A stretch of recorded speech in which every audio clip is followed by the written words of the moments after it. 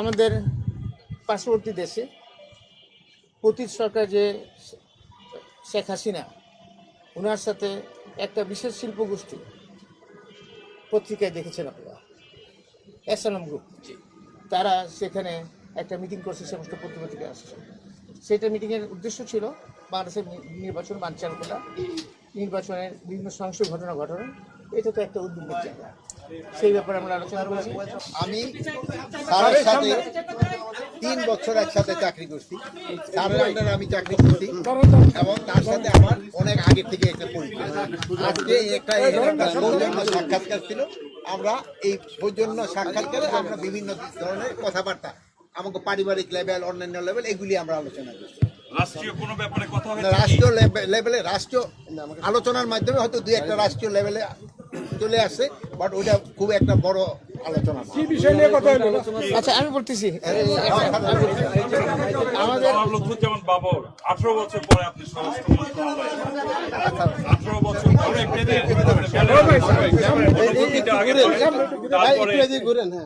তারপরে আপনি কেন এসেছিলেন এই যে বলেন।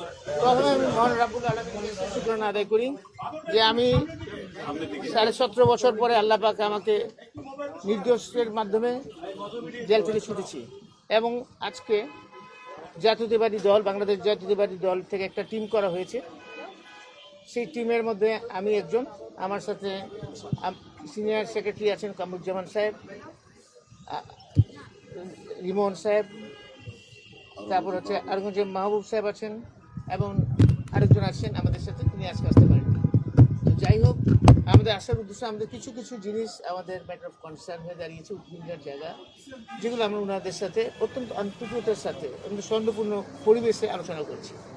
সেই সৌন্দর্যপূর্ণ আলোচনার মধ্যে আমরা আসছি বিশেষ করে বর্তমান ইন্টারিম গভর্নমেন্ট, মাননীয় প্রধান উপদেষ্টা এবং বর্তমান সরকারকে সাহায্য করার, সেই সাহায্য হিসাবে যেগুলো কনসার্ন করে আমরা সেইগুলো আমরা ওনাদেরকে আমাদের ব্যক্ত করছি। অন্যও একই জায়গায় একমত পোষণ করছেন। মোটামুটি খুব আলোচনা অত্যন্ত ফলপ্রসূ এবং সহজপূর্ণ হয়েছে। আপনি বললেন যে উদ্বিগ্নের কি, উদ্বিগ্নটা কি, বিষয়টা কি, ইস্যুটা কি? স্যার ক্যামেরায় বলেন। উদ্বিগ্ন যেমন আমাদের পার্শ্ববর্তী দেশে পতিত সরকার যে শেখ হাসিনা, ওনার সাথে একটা বিশেষ শিল্পগোষ্ঠী, পত্রিকায় দেখেছেন আপনারা, এসএলএম গ্রুপ, তারা সেখানে একটা মিটিং করছে, সমস্ত পত্রিকা আসছে। সেটা মিটিংয়ের উদ্দেশ্য ছিল বাংলাদেশের নির্বাচন বানচাল করা, নির্বাচনের বিভিন্ন সহিংস ঘটনা ঘটানো। এটা তো একটা উদ্বেগের জায়গা, সেই ব্যাপারে আমরা আলোচনা করেছি। আরও অনেক কিছু আলোচনা করেছি, যেমন বিভিন্ন অবৈধ অস্ত্র এবং লুট হওয়া অস্ত্র, সেটা যে উদ্ধার হয়নি এখনো, সেটা আমাদের উদ্বিগ্ন জায়গা। স্যার স্বরাষ্ট্র উপদেষ্টা আপনাকে করেছেন কিনা? স্বরাষ্ট্র উপদেষ্টা অবশ্যই অবশ্যই করেছে, বরং অত্যন্ত সৌহার্দ্যপূর্ণ, অত্যন্ত সুফল, মানে অত্যন্ত ফলপ্রসূ আলোচনা হয়েছে।